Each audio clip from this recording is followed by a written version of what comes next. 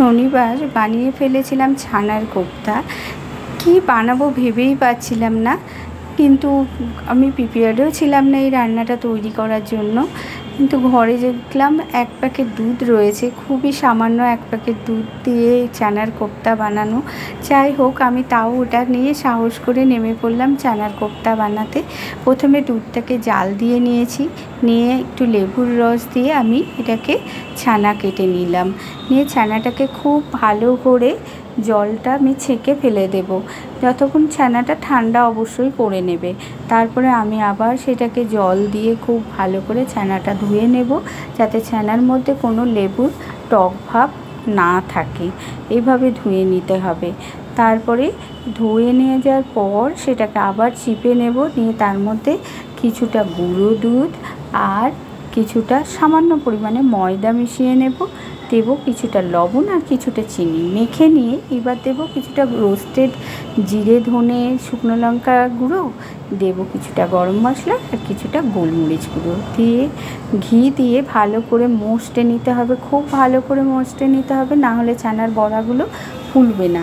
তোমরা চাইলে একটু খাবার সোডাও মিশিয়ে নিতে পারো, তাতে খুব সহজেই ছানার কোপ্তাগুলো যখন বানিয়ে ভাজবে সেগুলো ফুলে যাবে। যাই হোক, আমি ওটা মেশাইনি, আমি হাতের সাহায্যে খুব ভালো করে সেটা মশতেছি, যাতে ছানার কোপ্তাটা খুব ভালোভাবে ফোলে। দেখো, গরম তেলে খুব ভালো করে ভেজে নিতে হবে, যাতে কাঁচা না থাকে। কাঁচা থাকলে জ্বলে দেওয়ার সাথে সাথেই সেগুলো গলে যাবে।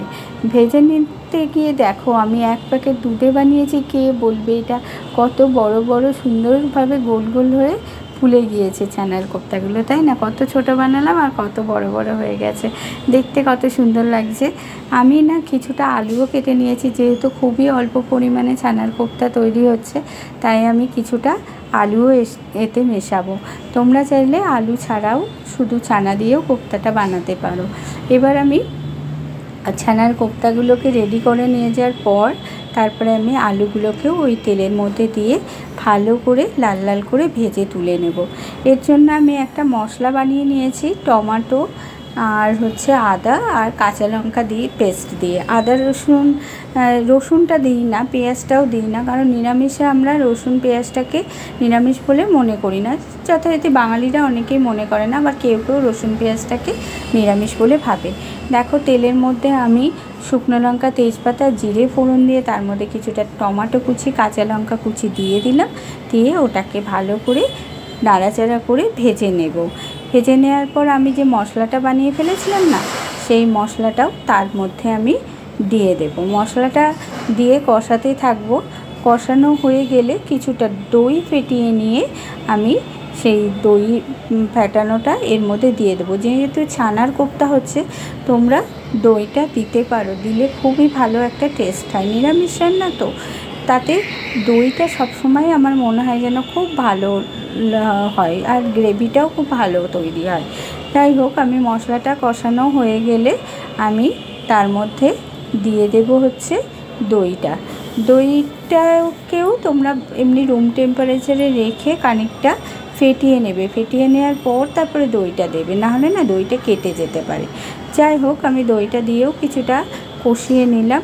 কষিয়ে নেওয়ার পর যখন দেখব যে সামান্য তেল ছাড়া ছাড়া হয়ে গেছে, তার মধ্যে আমি দিয়ে দেব জল। জলটা গরম জল ব্যবহার করলেই ভালো হয়। তাতে কি হয় না, জলের টেস্টটা আরেকটু ভালো লাগে খেতে আর কি। ঠান্ডা জলও ব্যবহার করা যেতে পারে, এমন কোনো হাড় হয় না। ঠান্ডা গরম যে কোনো জল ব্যবহার করতে পারো। তবে আমি একটু তাড়াতাড়ি রান্না করা পছন্দ করি বলে জলটা আগে থেকে গরম করে রাখি, সেইটা আমি ওই দইয়ের পাত্রের মধ্যে মিশিয়ে দিয়ে দিলাম। দইটাও বা ফেলবো কেন, তাই না বলো? আমরা বাঙালির কিছুই ফেলতে জানি না, সব কিছুই ব্যবহার করে ফেলি। এবার আমি একটা ঢাকনা দিয়ে সেটাকে ফুটতে দেবো কিছুক্ষণ। ঝোলটা বেশ ফুটে, দেখো কি সুন্দর কালার ছেড়ে দিয়েছে।